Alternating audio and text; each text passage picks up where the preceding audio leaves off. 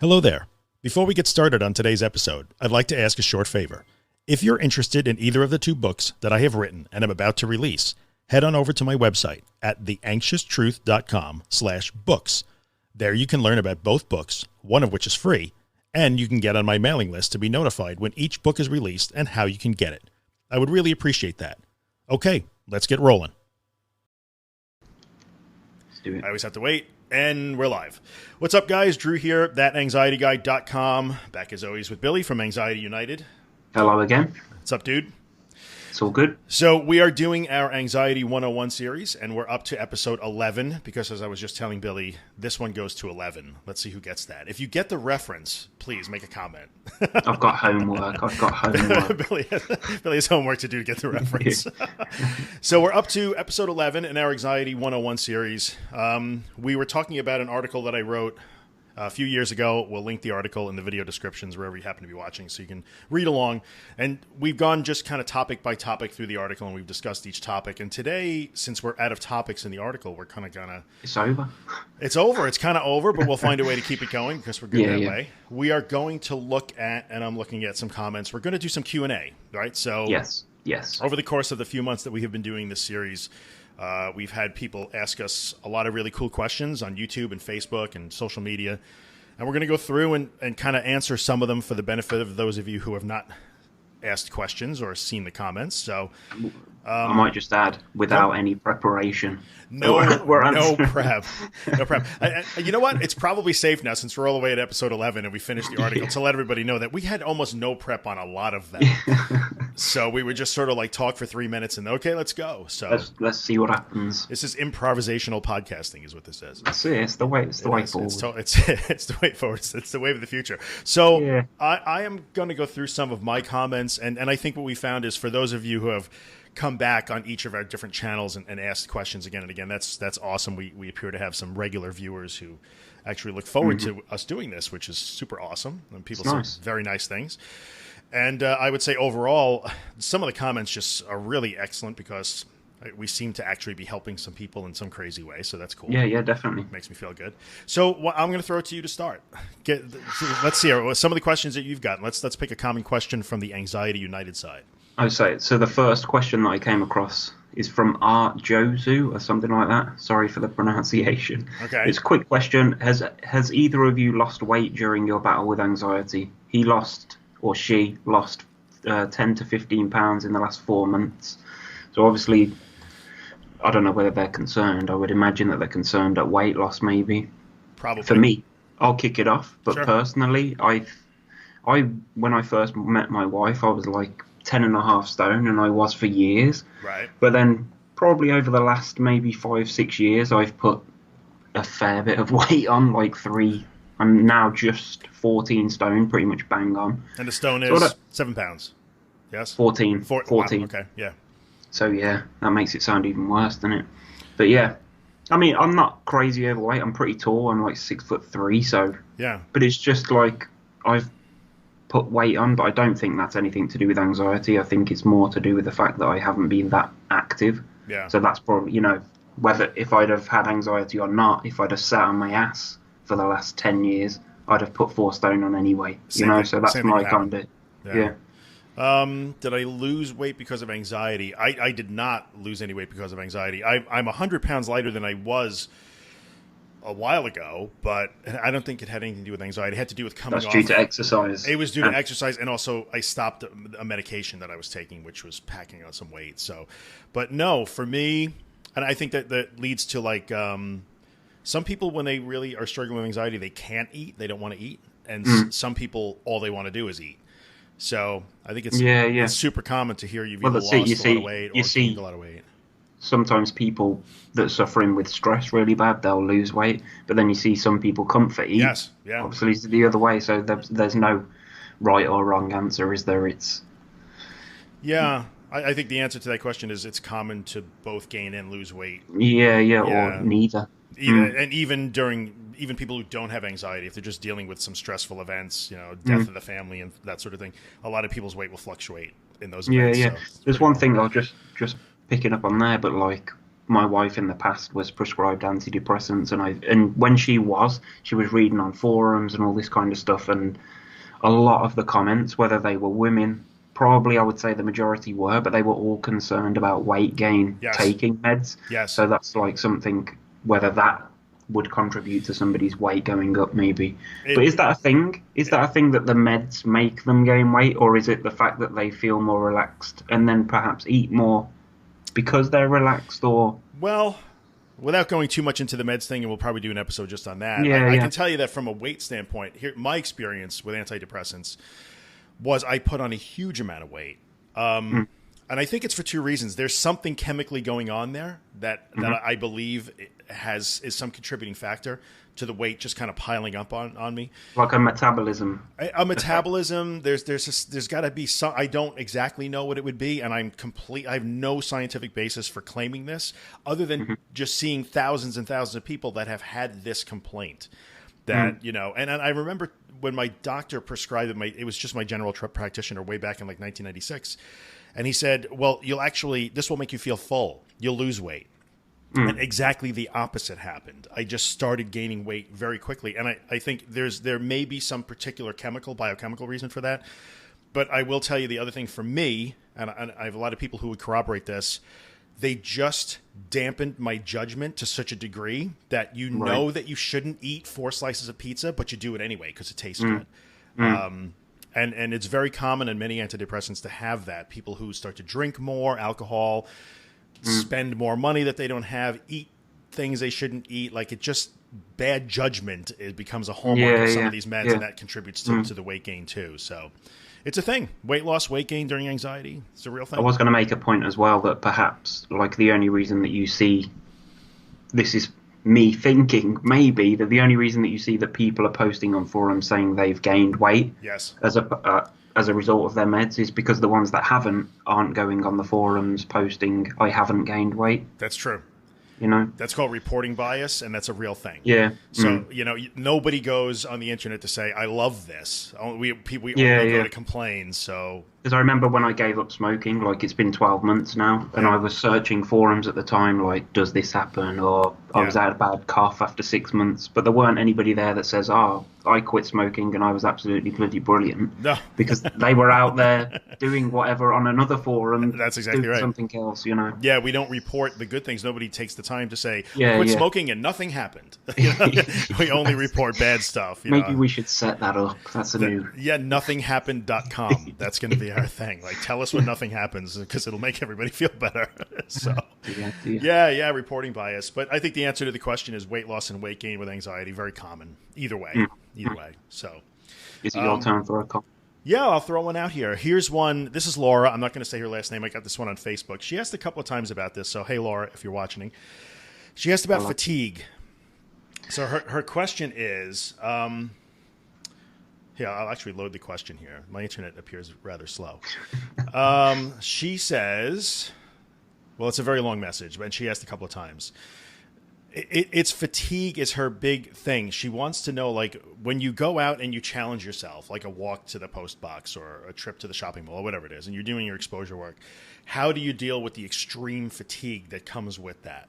So at the end, she feels, and maybe other people do too, and that's why I'm sharing her particular question. Laura, hope you don't mind.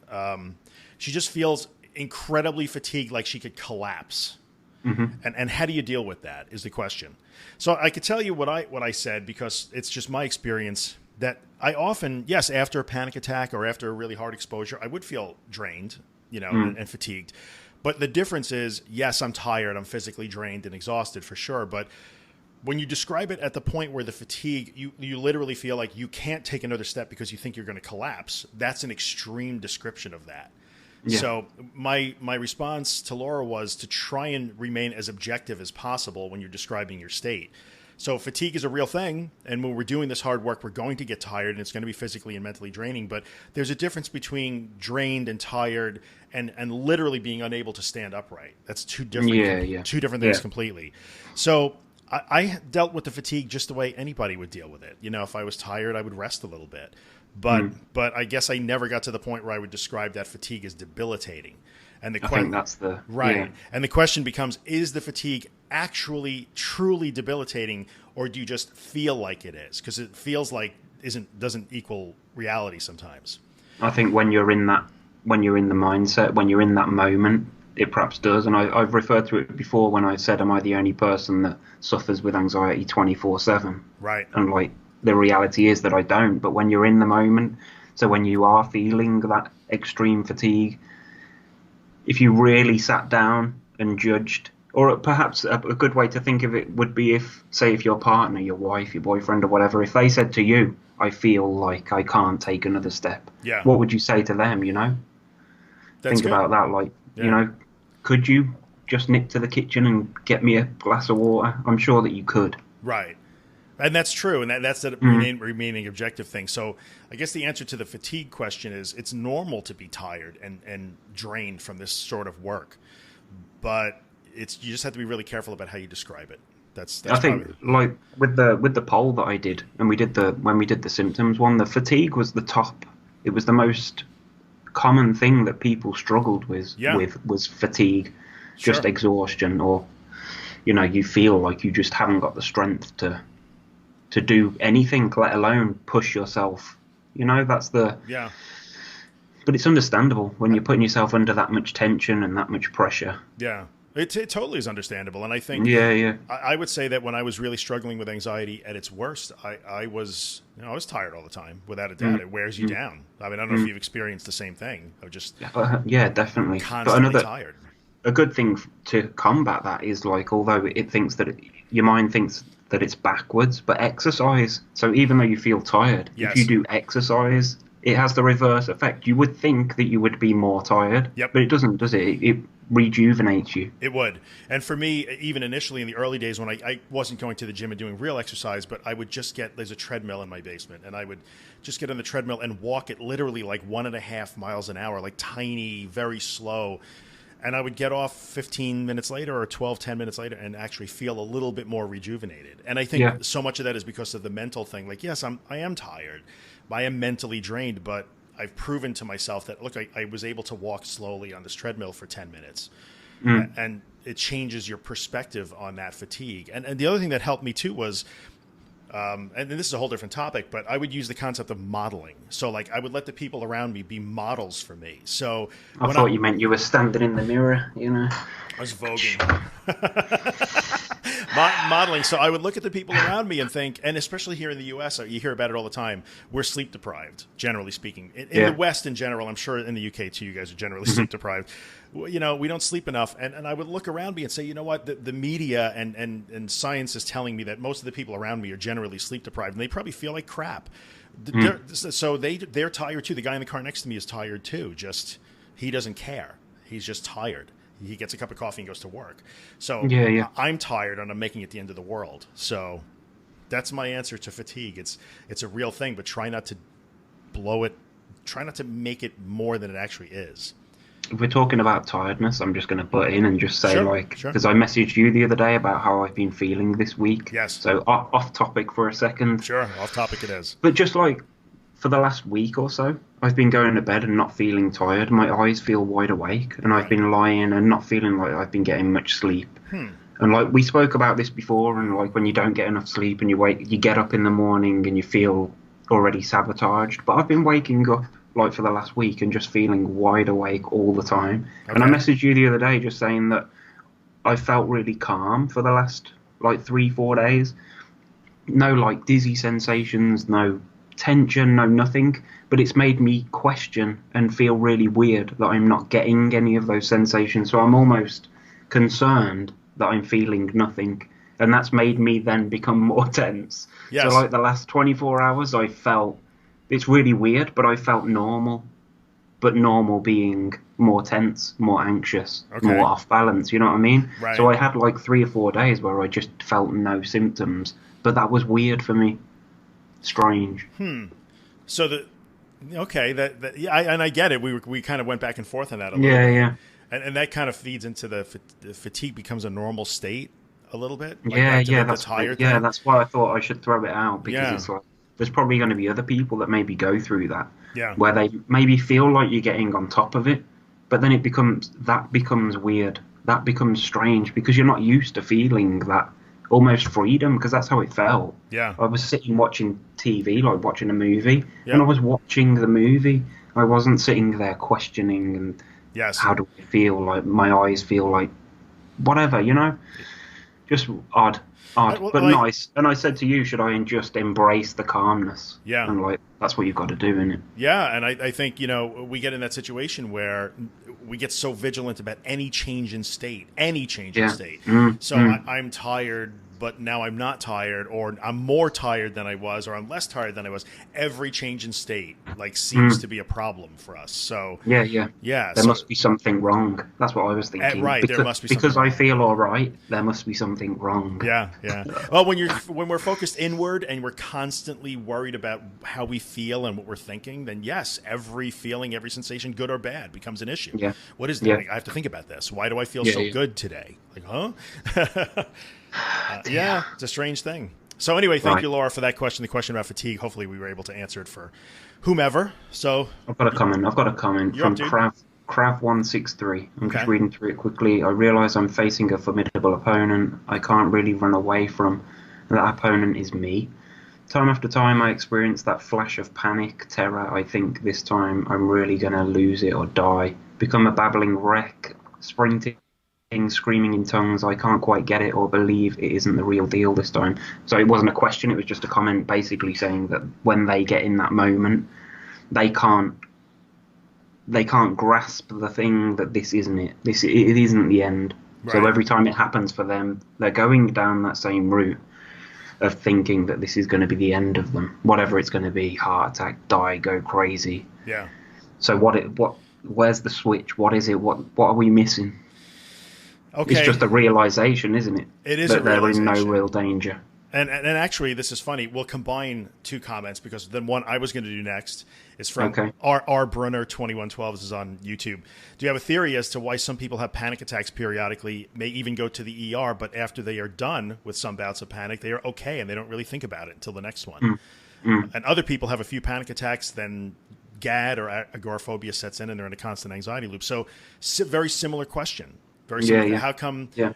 What's the point where you look at that panic attack and say, "Well, I've had 100 of these before. This is nothing," or "I just had a panic attack. I don't care. I had a panic attack. I'm just going to go out about my day, and maybe I'll have another one. Maybe I won't. I don't care." So why can some people make that mental leap and say, "I feel like I'm going insane right now, but I know I'm not, and so I'm going to move on." Yeah. And some people think, "No, this time I really am going insane." So I think we touched on it before, saying maybe that it was down to experience for us. So unfortunately, we had to go through that process numerous times before we realised it. yes, Because there's no distinguishing factor that there wasn't a switch, was there? That's what we both said. Is no, there was nothing for me that stopped me from calling an ambulance. right, And who's to say that one day I might have one that bad that I will? yeah, But as it stands right now, like how many panic attacks I've had in the past, I can't count. But I've never reached that point, so I've always felt like I can sort of just get through it, yeah. ride it out. So I don't know whether there's something that I learn or whether it was just something that I accepted early on, was just like, I will get over this. I'll get through it. This is a really tough question, I think, and there's no good answer. But my answer Yeah. to our friend R. Bruner on YouTube was literally started with, that's the $1 million question, Yeah. really, for people who like us who deal with these sort of things. How come some people get that? Yeah. Some people don't. And I think if you're new to it, your first couple of panic attacks, you're not going to have the experience and you are going to kind of lose it a little bit. And that's normal. But some people, that light bulb goes off after panic attack number 5. Some people, it takes 100 of them. Some Yeah. people, the light bulb never goes off. And if I could answer why that is, I don't know. We wouldn't be doing I'd this. have a much larger office than this. Yeah, just so yeah. you know. Yeah. So I don't have an answer to that. But what is it? I don't know. I don't know. But I think it comes back to the thing we talk about a lot, and that element of courage. So whether you're wondering, why did I develop GAD or agoraphobia after 2 panic attacks, or your commenter is wondering, why do I think every panic attack is the end of me? both of those could be met with that courage element that says, I'm just going to trust, take that leap of faith that this is not the end of me, and I'm just going to close my eyes and relax and breathe and just let it happen. Let's have it.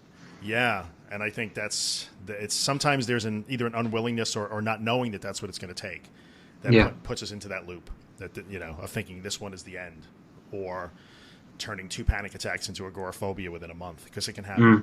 It can happen. Yeah. So well, my next comment sort of leads into. Sure. Go for it. It just goes a bit deeper into that, and this one's from Belladonna. Okay.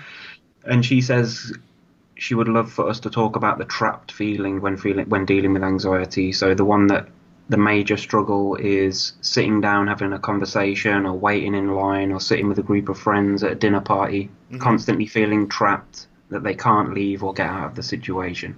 So that I would class that as like the agoraphobia sort of thing. It's the trapped, needing to escape, always looking for escape, or not having to know where the escape. That was something that I used to do, was just, if we went out for dinner, I'd have to sit as close to the exit, or I'd just have to know where the exit was.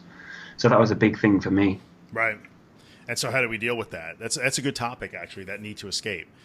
Well, the way that I would suggest to deal with it now is to just, it doesn't matter whether sit as far away from the damn exit as you possibly bloody can. Right. That's the way to deal with it. It doesn't matter. That's true. It's not something that you should think about, is it? It's easier said than done, but it's just not. It's a safety behavior at the end of the day. It is, because I think that feeling trapped means I have to find a way out of here. I cannot possibly sit and finish this conversation because I have to run. And the question is, run to what, or run from what? So you're the same. And I said this to a friend on the phone the other day. You are the very same person, whether you are sitting at a restaurant in a long conversation with a friend and feeling panicky, as you are sitting on your sofa or in your car, wherever your safe place is. You're the same exact person. Yeah. You're in no more or less danger. You are no more or less out of control. And I think getting past the trap feeling means truly accepting that is the truth. Like, even if I just sit here with my friend Billy and have a panic attack, okay, I have a panic attack. It doesn't matter. It doesn't matter whether I'm sitting here or there, or... It doesn't matter. I'm not escaping anything in particular. So feeling trapped feels like somehow or other you can get to a safer place. And the trick here is to understand that there is no safer place, because you don't have to... There's nothing to be safe from. Yeah. So... That's my answer for feeling trapped. I don't know if you have anything to add to that. No. Yeah. I'll stick with that. You're not trapped in anything, So. That's it. I mean, you might be in a really boring conversation, but and nobody wants to wait online to renew their driver's license, but that's no fun. But I understand that incredible need to bolt out. I get that. I understand that. Well, that is part of the problem, isn't it? That is the disorder, or part of it. It is. Yeah. And it makes me think, I'm guessing the video isn't there anymore. It's a mutual friend of ours, also in the UK.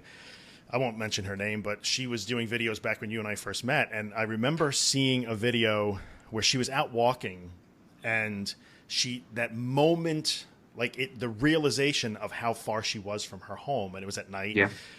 And she literally, bam, you could see her eyes change, and in a second her demeanor changed, and she literally, and I remember the first time I ever heard the term leg it. I feel the need to leg it, which in the U.S. we'd say we need to run, right? I need to bolt, we need to run. I just want to leg it. And she literally ran, and the last bit of the video was her running back to her home where her fiance was. And I wish sometimes I wish people could watch that, because you could see it. And that's how quick. Yes, and then I remember she got home and she felt better when she got home, and then the realization of now I feel silly. It's a perfect illustration of that trapped feeling. That's that moment. Yes. That's that moment. Yes, it hit her, and she started running, and then felt silly for having ran after she did it. So that's the deal of being trapped, I think. I would agree with that. Yeah. So let me look at this. I have another one here. This is a question. This is good on YouTube from Evil Morty. This is just a good name. Nice. Evil Morty. It's a question about tension. He has a specific feeling of tension in his head and his neck, and it's problematic for him. And so he wants to know, how do you deal with that constant tension? Is something really wrong, or is this just that I'm not relaxing And that's a common question that I get all the time too. People, how come my neck hurts all the time? How come my head hurts all the time? How come my shoulders are sore? How come my abs are sore? And I think we could talk a little bit about tension, keeping tension. Well, I mean, in your body. yeah, I do get it. I do get it quite often. And when I was doing the 31 Days of May videos, I think for like the first week or week and a half, Right. I was having real horrible pains in the back of my head. And I was questioning, is this just tension, or is there something more sinister? Sure. But I just, the way that I honestly dealt with it was to just let time pass. I'm not saying that I tried to forget about it because it was there and it was bothering me, but I just knew that I'm just going to let time pass. And it did start to ease, and it, gradually, because I was videoing myself every day, I was mentioning it, so I was keeping it in my mind. I guess that probably didn't help, but during the course of like a week and a half, it just eased, and then I noticed that I woke up one day and it had just gone. So allowing time to pass for stuff like that, that is what worked for me. Yeah. But there's times where I can be sat, like if I'm working at the computer, and I'll feel that my shoulders are well tense, but then I'll just sort of maybe take a moment, a couple of minutes to just drop, to just let everything drop. And there's a feeling like you can just let everything go. Yep. And it's quite a nice, relaxed feeling. So I guess if you can just switch, maybe bring your focus to that every now and again. Yeah. Maybe every hour or something. People stick certain things up, like on their refrigerator maybe, or up on their cupboard, a little dot that will just remind them to do something. Right. So maybe if you did that, if you're struggling with tension throughout the course of a few days, stick a dot somewhere, and every time you look at it, just remember to just drop your shoulders. Sure. Just let everything go. Yep.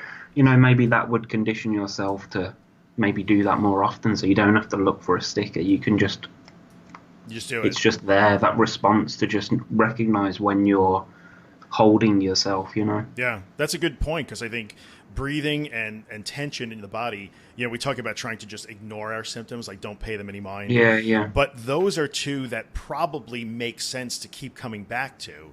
Yeah, like you said, you look for that Good tension point. every hour Yeah. or so. So when you're feeling tension, or even the breathing thing, I have a tendency to hold my breath when I'm in a stressful situation. There are even apps you can put on your phone that will remind you every 15 minutes, stretch your neck, get up, move around. Yeah. It's not a bad thing to go back and look for that tension and release it. It's a good point, though. It's a good point that we say try and divert, or just don't think about your symptoms. But this is one. Like you say, it is. Yeah. You should. But try and relax your shoulders. Yes, I think the difference is you might scan yourself for tension and holding your breath, but not because you're worried that the tension is some sort of physical malady, like something is wrong.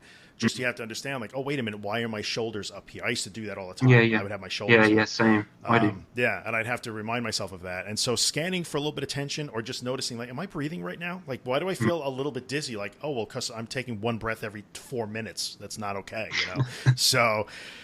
yeah, that's the tension thing is tough. It's very normal, to hold the tension somewhere in your body. I actually had a friend of mine who his feet used to hurt all the time because he used to clench his toes in his shoes. That was his way of doing it, so he'd get foot cramps. But it's a very normal thing, and scanning for it and learning to let it go is not a bad thing. Use an app. There are devices. There's a little device that I've seen. I've never used it. You clip it on your belt or like on your pants, or some women will like clip it in their shirt. And on a timer, it works with an app, and I believe you can't say pants. Not we've got a UK audience. That's true. You can't say pants. I know this too. Trousers? What is that? What do you guys? Yes. There you go. See, I'm an honorary Brit. I'm working for that. I'm gonna get my honorary degree in British slang. Yes. So you clip it in your trousers or your pants or whatever, or somewhere in your body. It has a heart rate sensor, and I guess it's trying to sense your respiration. And when it senses tension, or it senses that your breathing has become held, it will vibrate a little and just remind you, like, hello, breathe. So, hello. Not a No. No. That's all right. I'm not talking to you now. So that's the tension thing. Just wait for it to stop. Yeah, sure. We can wait. I'll edit that bit. It's all right. Balls. Bollocks. You have a very quick... I think we should leave it. We should totally not edit this out. Comic relief. Wow. This is the way it goes. This is Okay. this is the way it goes when we do if this. we're... Jeez. Wow. I just saw... If we're sticking with the symptoms, then my next comment was, from Cindy Stevens, please could you address the off-balance feeling or the ground moving sensation, which is something that I've struggled with in the past, and I still get it now. I'm actually going to say on this podcast that I don't struggle with it now, because I just sort of it's just there. Yeah. It happens. Yeah. And I know the ground isn't moving, and I may be swaying a little, but I think that's because I'm so aware of every movement, every motion. You know, maybe I'm sitting watching TV and I might just move an inch to the left, but I'll feel it, I'll see it, and I'll see stuff moving in my peripheral vision and that. Yep. But I know that that's what it is now. So it's just the reality of, I know that I am moving. The ground is not moving. Yes. It must be me. There is no problem. Yeah, you're 100% right. I think it's perfectly normal. Like when we to get a little off balance, like that's sort of normal. If you're feeling anxiety, you'll have a little bit of balance and orientation problems. That's part of what adrenaline does to us. So, you know, just accepting like, all right, so maybe I'm a little bit off balance right now, but okay. Like, I mean, I've stood in a shop queue when I have before. Yeah. And I stood behind somebody, and you can see that there's a slight bit of movement. They're not standing perfectly still. Right. It's just that they're not standing there thinking, whoa, is it me that's moving? Is it the floor? What the hell's going on? You know, they're just standing there. Right. They're having the same motion that we are. It's just that because we're so fixed on everything, noticing everything. Yes. That's the only reason that we even pick up on it. It feels worse. That is, I believe you to be 100% true on that. So and again, I have no research on this as my own framework that I work in, but even when you hit depersonalization and derealization, I have come to look at those things as just temporary states where like background processing comes to the front. Mm-hmm. And you know, I don't want to talk about that now necessarily, but even when you're feeling that off balance or unsteady thing, like you said, where there's always some sort of movement. And like you don't even know how many calculations per second your brain has to do to keep the human body straight and upright. There's a lot of balance that goes on here. There's a lot of muscle control happening, and we don't ever think about it. We just walk. Like our brains just do it for us. We walk, we stand upright. We don't just tip over because we don't. But when we become aware of that processing, and we become aware of the change, like, oh, my thigh just changed a little bit, so I leaned a little bit, we're suddenly aware of the things that the people around us are completely oblivious to. So it's the same exact state that a normal person is in, just that we notice it. And that's it. And it makes us crazy. So, yeah, that's the off balance. Just be off balance. Go ahead. You're not off balance. So, yeah, this is one of those sensations that you should just not pay much attention to. Doesn't matter. Don't be concerned. The ground is... Yes. Yeah. Yeah. And I tell people all the time, unless you have literally fallen down, unless you have actually fallen down, you know, multiple times, and then we have to look at that. But unless you have been face down on the ground several times, being worried that you might fall down, sooner or later you have to stop worrying because you haven't fallen down. So, I knew that the comments were going to take this sort of direction. It's going to be symptoms because people are so bloody focused on them. That's the thing. Yes. But it's hard not to be. It is hard not to be. But that's what I've noticed, because in the past, like, I feel myself. I'm going to talk about myself. That's all right. It's all right. Like, I think I suffer with social anxiety because I don't like talking to people. Full stop. You're all right, I guess. Thanks. Agoraphobia because I just don't go anywhere. I don't like feeling trapped. I don't like going in shops, whatever. Health anxiety because I'm constantly questioning how I feel. So I feel like I'm sort of... And I've always, like, struggled to come to terms with how do you... Like, the one thing for me was health anxiety because I've always known that for agoraphobia, really, it's exposure therapy. You got to get out there and you got to do it. Social anxiety is pretty much the same. You've got to get out. You've got to talk to people, you know, picking up the phone, whatever it is that you need to do. But what can you do for health anxiety? That's always something that struggled. Okay. I've struggled to sort of understand. But I think recently it's like it's coming to terms with symptoms and sensations, isn't it? It's just not giving them the attention that they're craving. Right. You know, that's the way to deal with health anxiety, is to not take that sudden sharp pain. That's not a heart attack. That's, you know, that's what I'm sort of gaining from this, is like, that's how to deal with that. So I'm kind of struggling and trying to put everything together. That's where I'm at the moment. It's like, I don't know what this has got to do with anything. No.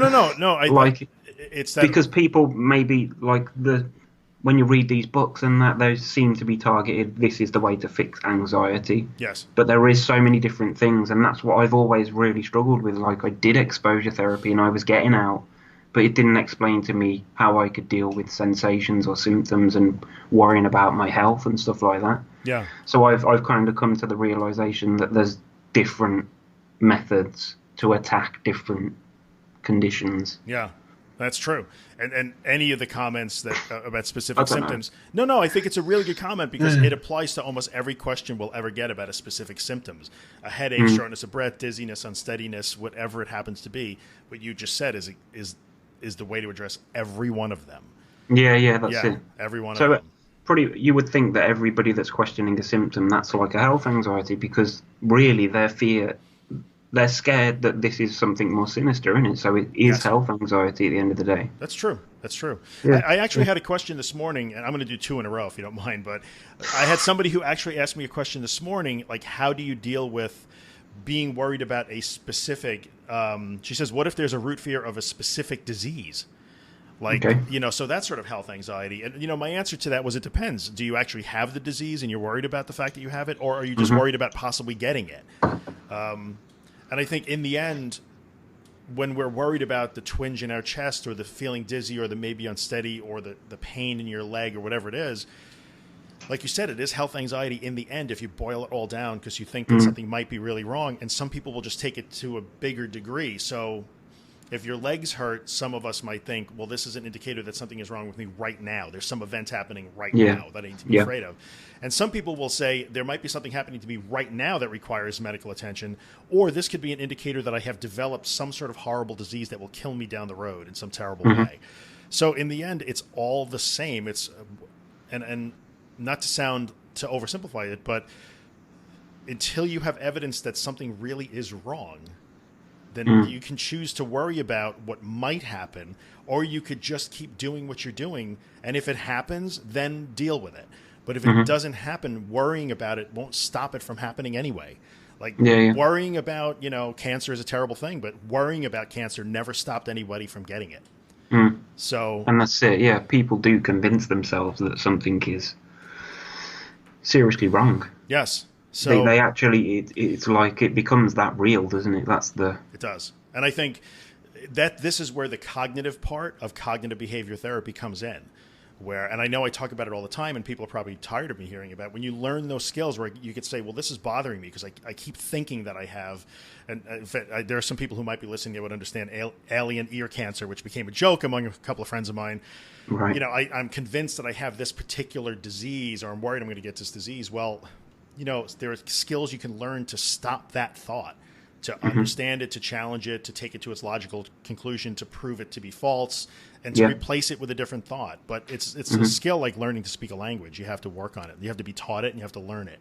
So you can overcome all of those things, from the unsteadiness to the fear that you have a disease. It's possible to get past all of that stuff. Now, the other comment I wanted to throw out, so we get off the symptom thing for just a second, is I had this is from Rihanna. It was a while ago. What, Rihanna? The Rihanna. I don't think it was the Rihanna, but maybe, who knows? Rihanna Jade on YouTube. My boyfriend is my massive safety behavior. I can't go out without him. Do you have any tips to get over that? I think this is also a very common thing for people in our situation. And that goes back to the I can do anything as long as. Yeah, definitely. Anything as long as my boyfriend is with me or my wife is with me, whatever. How do you get past that? Well, I mean, I feel way more comfortable if my wife is there. So you should answer this. I'm going to answer that. Okay. So what I told Rihanna Jade, our friend Rihanna, was ask yourself exactly what your boyfriend, in her case, is saving you from. Like, and in your case, what is your wife actually saving you from? Let's follow that through to its logical conclusion. So you feel more comfortable with Taryn, and what is she saving you from? Yeah, it's just making life easier, isn't it? Like if we're maybe going to a shop and she's doing the checkout bit, then it's saving me from having to do that. Yeah. So that's saving me from nothing. It's just making it easier so I don't have to be uncomfortable. So I think that's a different thing. So for you, she can actually do the task that you would prefer not to do because it's uncomfortable for you. Yes. As opposed to feeling like she is literally going to save you from some horrible fate. Yeah, oh, yeah, I suppose. Yeah. Mm. I'll fill you in, and you know what? Sometimes I say things that seem so funny to me because, and that things that were like this for me many years ago when I was at my worst. Hmm. Even before you and I met, I can remember literally like thinking, being home alone in a house, in my house at the time, and being worried that something would happen. I'd have a heart attack or a stroke or something where I would need medical attention, Hmm. and literally wondering, this is no joke, this is true, it's a joke now, but I would literally wonder if my dog would be able to save me. So I Really. understand how real these thoughts can be, Hmm. and Hmm. feeling the need to be saved from something. So it depends. Are you using the safety person as a shield against the uncomfortable tasks, or do you honestly think that they are literally Yeah. going to save your life somehow?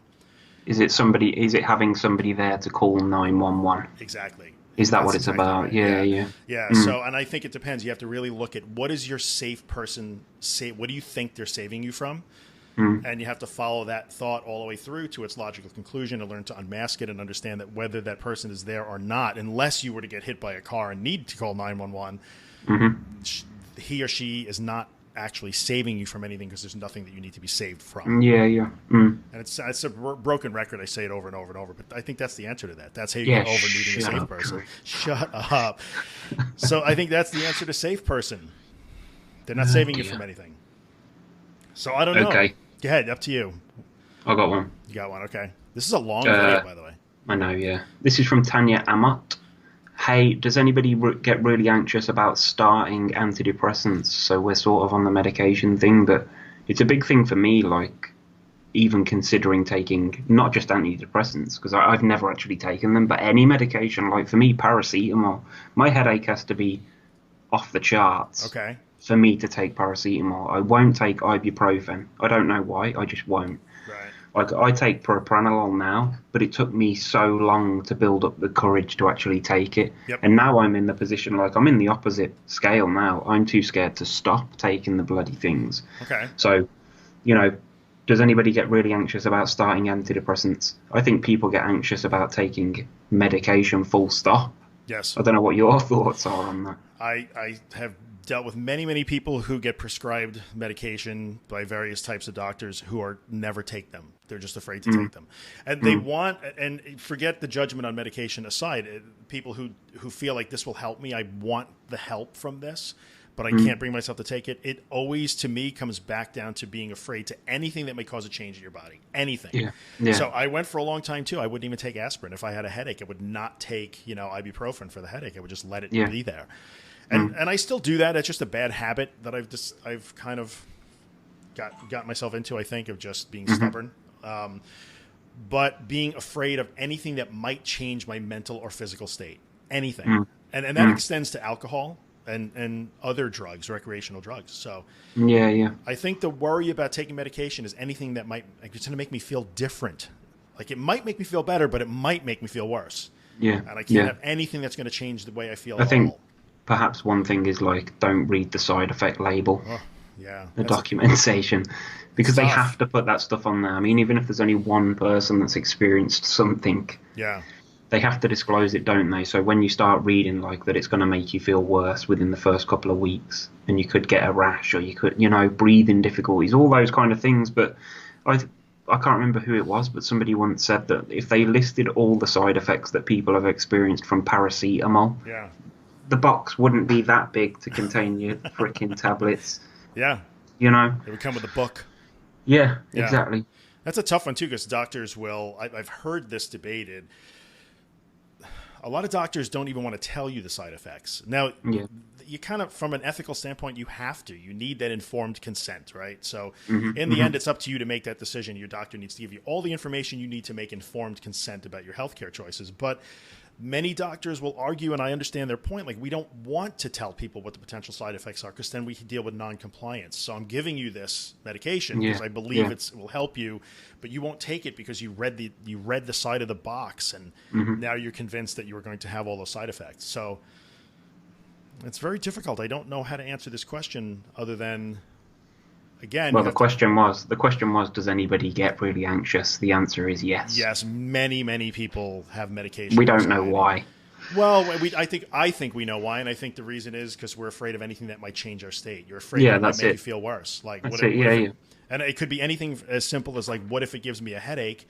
I don't want a headache, to what if it makes my anxiety even worse? Mm-hmm. Or what if it causes What if I a gain blood weight? clot? What if I gain weight? What if I have sexual side effects?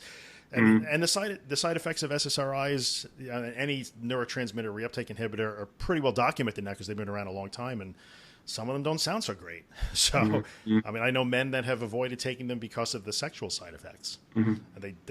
But again, in any medication, any medication has a risk. Every single medication has some small element of risk, no matter how tiny it is, versus the reward. So, I could tell you that every once in a while I'll have like skipped heartbeats, especially if I get tired. I know I've talked about this. Completely benign, totally safe. And at one point, my doctor said, because they used to really freak me out, he said, "Well, I can give you like propanol. You have that, right? It's a beta. It's a beta blocker. So I can give you that." And I said, "Well, what will it do?" He said, "Well, it won't stop them. It'll just sort of take the twist out of them, so you don't feel them as much." And that was a really good illustration to me of like, what's the risk versus what's the reward? And it's okay. If it's not going to stop them anyway, who cares? So, I wish I'd never started taking mine. So now the fear is stopping it. Yeah, because I don't want to alter my state. Right, you're afraid of what that might be. Yeah. And there's probably something in you. On. Yeah, there's something in you that still somehow is thinking that medication is still protecting you in some way. It's a shield. No, you know. I don't know. I don't want to find out. I don't want to find out. Yeah. I can remember taking my very, very last antidepressant and wondering that, like, wow, it's been like 9 years without like a shield. How is this going to go? And it was scary. So. I mean, it was kind of similar to stopping smoking, really. Just not knowing how I was going to feel. You know, I'd read forums of people that had gained weight. Sure. Or had, sore throats, coughs, and all kinds of stuff. But none of it happened. Yeah, but in that case, like the known positive benefits of not smoking outweighed that, and you did it. Well, people weren't posting them on bloody forums. That's the problem, isn't it? It's nothinghappen.com. You can register that as soon as we get done. Yeah. So, all right. I got another one from Belladonna, and this was on the video that we did when we was talking about how many people are aware or talking about anxiety and mental health, and that was, do we have an opinion on why in 2017 there's so many more cases of anxiety, panic attacks, mental illness than there was 50 years ago? Her parents tell her that it wasn't nearly as bad as it was now, or as it is now, sorry. I think we touched on this. We said that maybe social media has a big part to play in it, and, well, not just social media, media as a whole, TV, movies. There's a lot of talk about it. There's a lot of people that are coming out. I suppose there's more ways to see people talking about it. That's what I was thinking was probably the way. I agree with that too. I don't know if it's any more prevalent than it ever was. Yeah. Just that now you can hear about it more. That's it. I mean, perhaps like, I don't know how far going back, but the only people that you would really talk to are the people in your community. Yep, your family. Or you'd maybe hear something on the radio. Yeah. Or if you went traveling, maybe you'd meet a few more people, but probably the majority of people were quite closely. Yes. That's what I'm thinking. I think so too. I think now we just have a much easier time finding other people who have the problem, and so it seems like many people do have the problem. That's not that's not news. What's news? It's a surprise when you find out like how many people do deal with this. The other thing is, I think, and we talked about this too. We made our little comment about beauty bloggers, which is probably disparaging more than it needed to be, but was funny. The watering down. The watering down, yes. The watering down of anxiety, in a way, is a real thing. We could probably talk about that for 5 podcasts, but the word anxiety has become used to describe so many things, and it's true, it's valid. I can't say it's not accurate to use the word anxiety in many cases, but when we use the word anxiety in this podcast and these videos, and the people who are generally watching us understand that we're talking about a whole different animal. I think you said it best, is when it becomes the disorder, when you modify your lifestyle to accommodate the anxiety. That's what we're talking about, people that can't live a normal life, because a lot of the videos that I've seen, like, they're saying that they suffer with anxiety, but they're out in the middle of the city centre, surrounded by people, or doing whatever, driving around in Lamborghinis, like you said last week, And we're not saying that they're not suffering with anxiety. It's just that perhaps we're leaning towards people that can't do those things, that don't live a normal life. They're not free to fulfill whatever dreams or desires that they have. That's how I see it. When your lifestyle starts to be modified, I think that's what we're talking about. And anxiety takes many forms. And here in the U.S., you guys went through the whole Brexit thing. That was probably a big deal in the UK. And we, in our last election in November, and Donald Trump becomes our president, I have heard the word anxiety more than I ever have in my life since then. And people who are just riddled with anxiety because he's the president now. And like, all right, I understand. I've seen so many posts. Yeah, I mean, I get it, but I think we're seeing a little bit, for folks like us, a little bit of the watering down of the word anxiety. So I don't know if people have it any more or less. And you know what? I think people have more. I will say this to answer that question. Probably could answer this in one sentence. There probably is more anxiety. If you take anxiety in the textbook definition, there probably is more, because everywhere you turn now. And I was actually talking about this last night. You can see something online, on the television, wherever, that can stress you out.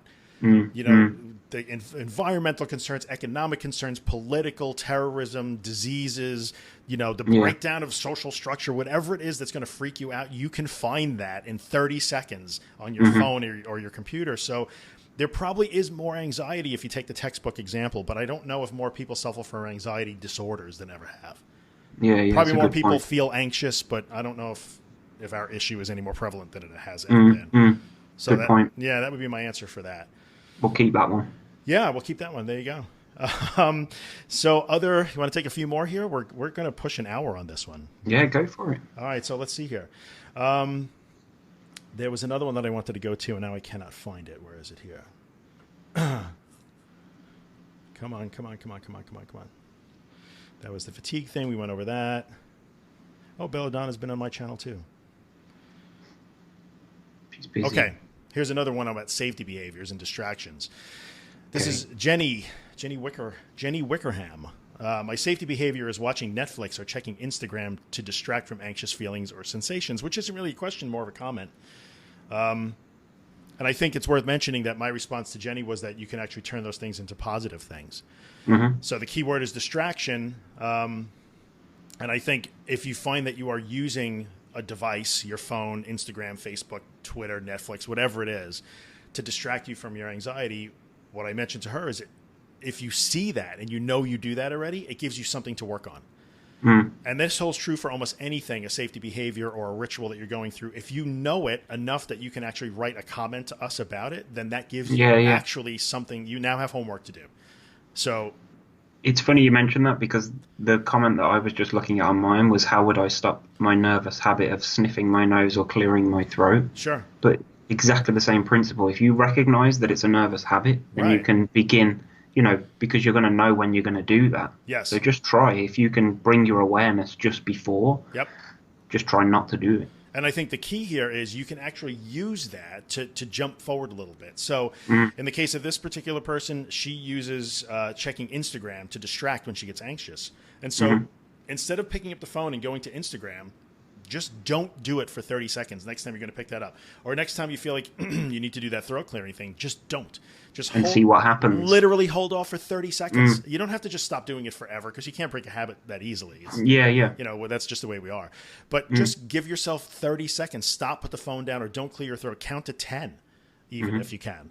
And understand, like, well, I didn't clear my throat, or I didn't look at Instagram, and I'm still here. Nothing is different. That's it. Yeah, so that was my comment on distractions. Like, if you know them, then you can actually work on using them to illustrate. Recognizing them is the starting point, isn't it? Yeah, don't if you don't do it and see that you're still fine, then that is a good way to start that first step of kind of exposure in a way. Yeah. So there's that one. You got another one you want to throw out before we start to maybe wrap it up? Me. I haven't. No, I'm done. All good. I think we're all good too. Because the other one that I want to throw out before we wrap it up, since we did our. And I think I haven't published it yet. I'll put it up on mine anyway. By the time you watch this, it'll be up, so it doesn't matter. I forget we're delayed. The question about what we talked about therapy and professional help and the different types of programs that are out there. Okay. We may have specifically mentioned like the Linden method and things like that. I am getting a lot of questions. Did we didn't not mention names? Well, good. All right. Well, I'll send you the name of my lawyer because we're probably going to need it now. I have gotten many questions over time about specific programs, and people ask me, have you ever heard of this program? Have you ever heard of that program? Have you ever, what do you think of this one? What do you think of that one? And we won't name names, I guess, because we don't want to wind up in broiled chicken. Maybe we should edit that out. I don't know. You know how that goes. You've been there. But do you want me to swear? No. I think the question I get asked all the time about different programs, the answer, and you can throw this in anytime you want to, but my answer to that is always the same. Like, I mean, fine. If you feel like you need to give somebody a couple of bucks to help you get down the road, that's an individual choice. I don't say that that's inherently wrong to do that, but I do believe that it's doable on your own. You can do it on your own. You don't need a program to tell you what to do. Like everything we've said in the last however many episodes of this we've done, and everything you've said on your channel, the things I've said on my channel with Holly and a million other places where you can find people like us talking about this stuff is the roadmap you need. But if you feel like you need a little more structure, there's nothing wrong with that. What I always say is if the program tells you that your anxiety is going to go away quickly, or it's going to cure you, or that there's the easy way, or that there's here's something you never would have thought of that will fix your anxiety, or if it's focused on something that you eat, drink, sniff, or rub on your skin, run. That's my own opinion. I think that becomes a waste of money and time. There's one at the moment. Sorry, this isn't. Yeah. I don't know if this is paid for, but it's an advert on YouTube. So when you go to watch a video, I've seen it on mine before. Okay. At the very start, when the advert comes on, it says you're not going to find the answers to panic attacks here on YouTube. And then if you watch the advert for a bit longer, he ends up saying, "Watch our videos on YouTube." Yeah. To figure out how to end your panic attacks. So he started by saying you're not going to find the answers to panic on YouTube, and then but watch our videos on panic on YouTube. Well, you know what, Mark? Businesses are businesses. I own a business. I get it. I'm okay with it. I mean, I'm a capitalist. I'm really okay with that. That somebody wants to turn this into a business. Okay, they have every right to do that. At least in the West, they do. Well, if they've got customers, then it's not their fault. That's fine. And you know what? If they're actually helping people, I'm okay with that too. Whatever helps in the end, I'm fine with. But my blanket answer to what about this program or what about that program is be careful of anybody that tells you they're going to end your panic attacks, because that's not really the goal. That will be the result, but the goal is to not care if you have a panic attack anymore. Yeah. And I think that might be the difference in my approach. And I think the underlying approach of people like Claire Weeks, that I am such a huge fan of, that I talk about all the time, just don't care. So your goal is to not ever care if you have a panic attack or not to end them. They don't need to be ended. You just have to not care if you have them again. And the result might be the same. Once you aren't afraid anymore, you will probably stop having them so frequently, but that's not the goal. So look at the goal of the program you're about to spend your money on, and if they're telling you they're going to stop your panic attacks or end them or teach you how to stop them dead in their tracks, then to me, you are just putting a Band-Aid on it and spending money on something that might not be worth it. If you think about it, like if you do one of these that say they'll stop them, and you do have one, then you're automatically going to think that it's failed. The program's failed. Right, it didn't work. I suppose it really has failed because it told you that it was going to stop them. Sure. So that can be really demoralizing, I guess. You've gone through this whole damn program, spent whatever you've spent, and you've just had a panic attack after 6 months, and they said that you were never going to have one again. And then you feel whether you feel the program failed, or you feel like you wasted your money, or you just feel defeated. That's what I mean. You feel like maybe you haven't done it right, or right. And I think if you have the right goal in mind, you can still have that panic attack 6 months down the road, but it'll be an isolated incident in your life. It may upset you for the afternoon, but then tomorrow you'll just go right back to where you were and living life and being happy again. So goals, it's all about goals and expectations in these programs. And that's my advice. And I'm just a big fan of I'm not a fan of anything that tells you to eat specific things or drink specific things or rub things on your skin or sniff things. This is not a physical thing. I'm sorry. It's just, in my world, it's not. It expresses itself physically, but when you think about what you can eat or swallow, whatever, you're just dampening the symptoms. That doesn't actually fix the problem. So that's my answer to different programs. My apologies to those of you publishing different programs. Okay. No apologies. Sorry. I take it back. I don't apologize. No, definitely. I agree. So screw them. All right, we've probably gone long enough here. How long are we going? You're yapping for about an hour. I've got one comment that I picked out. Bring it. Yeah. Leo LTB these videos need way more views. All right, Leo. I'm with Leo. Yeah. That's true. We should, like I said, I'm the worst YouTuber ever. I never ask people to subscribe or like or anything, but you know what? The good thing is that the feedback that we've had has been 99.9% positive. I've had a couple of dislikes on the videos, but that's because people just like disliking videos. Yeah. But all the comments have been positive, so I think so. It makes it worthwhile, don't it? You know. Yeah, and I honestly, for me, whether 100 people watch, 50 people watch, or 10,000 people watch, you know what? If it helps a couple of people, then I'm good with it. Yeah, that's it. I don't need that many views. But thank you, Leo. Thank you, Leo. And I agree. How about one more that I'll throw in? I did get a couple of people who said, should we talk about this? Nah. We'll talk about it offline, and then we'll decide whether or not we want to do it. Oh, go on. We can cut it out. We can always cut it out. We're going to edit.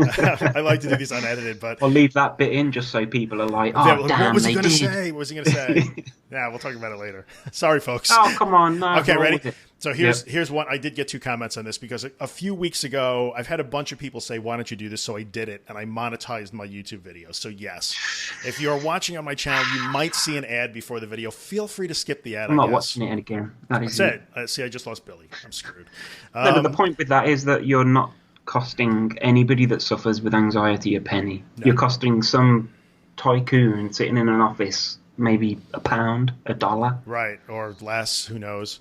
Yeah, way less. And I guess it's one of those things where I've had people who have been generous enough to want to send money or want to know if I have Patreon or any of those things. I don't.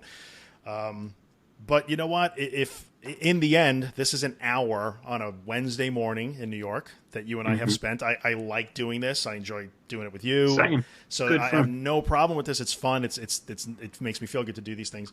But it is an hour. I have an office full of people outside the door waiting to hear from me. But so in a way, if there's, if it makes a couple of bucks and I could buy the guy's pizza one day or whatever, I don't know, whatever it is. Or I'll take the money and donate it to something. I don't care. But I guess that's somebody said, well, why did you do that? That cheapens it. Oh, people actually commented and asked why you'd monetized. I had 2 people on Facebook send me messages and ask me, why are there ads on your videos now?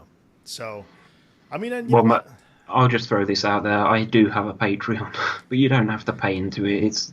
I'm not spending more time if there's more on Patreon. Right. I do what I do. It's just there. If people want to help, they can. Yep. But don't. I'm telling you not to. I have monetized videos as well, and I have them for ages. Yeah. And that's just, if it helps, if it frees up an hour so I can spend a bit of time making a bit of content, which is exactly what we're doing now. Sure. Then, it's not costing. The thing with me, and I've always said this, is that I would never want to take money off people that are suffering because they're paying enough. Yeah. With the way that they feel. So to take a couple of dollars off a CEO somewhere in freaking California, I ain't losing no sleep over that. So fair enough. If you don't want to watch the ad, click skip. Skip. Yeah. If you do want to help, watch the ad. And then go to another video and watch another ad. Sure. Thank you. Okay. All right. So we threw it out there. I'm sorry. I don't know if I should have mentioned it or not, but I did get asked. Oh, it's fine. You shouldn't. Who cares? Yeah. It's not affecting anybody. The people that we care about are the people that suffer with anxiety. They're not paying for ads. That's true. That's true. Well, if you've hung in with us the full hour listening to us, you've done very well. You've done very well, and you deserve. We should probably pay you. Yes. To listen to us babble for an hour. Yes. So, here's some adverts. Technically, we are kind of done with Anxiety 101, but we had a couple of other. The medication thing comes up all the time. Maybe we'll do one on that and extend the series a little bit.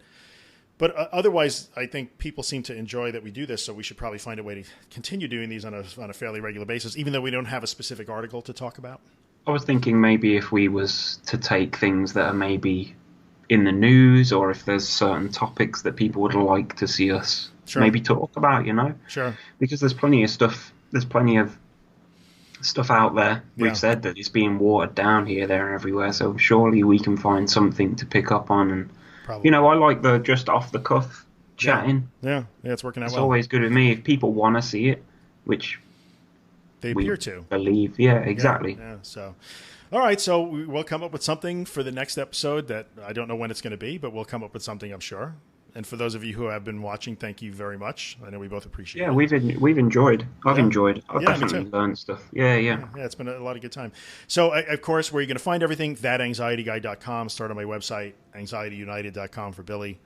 New website. Check it out. It's good. It's good. You did a really good job. Basically, I will just say it's just pretty much content sharing. So if you've got like a story to tell, or if you want to share an image or a video or whatever it is, you can go on, you can upload, you can share it. It's good. There's social stuff on there. There's questions. Cool. It's just it's cool. I've enjoyed making it, but not as much as I've enjoyed making these videos. Like, subscribe. Yeah, smash the button. The good YouTubers smash that subscribe button and hit the little bell icon. Yes. Anyway, all right, guys. I think that's the problem. Yeah, people don't press the bell and then they don't get notifications. They don't know. Yeah, they're missing out on all our wonderfulness. Yeah.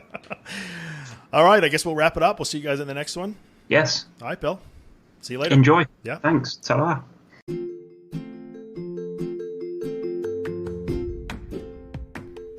Hey, what's up, guys? Drew here. In the 5 years that I've done the podcast, I've never had a sponsor. But now it's time for me to put in a little plug for the day job, the business that I own. And that business is managed WordPress hosting. So if you have a website and it runs WordPress, and you'd like WordPress hosting that makes WordPress faster, more secure, and way easier than you ever imagined it would be, then check out Helix. You can find us online at iamhelix.com. That's IAMHELIX.com. We took a long time to build Helix. I'm super proud of it. It works spectacularly. We take really good care of our customers, and I promise we would take really good care of you too. So if you're in the market for WordPress hosting that will blow your mind, check out Helix. I would appreciate the consideration. I thank you for coming by and listening, and I'll see you the next time.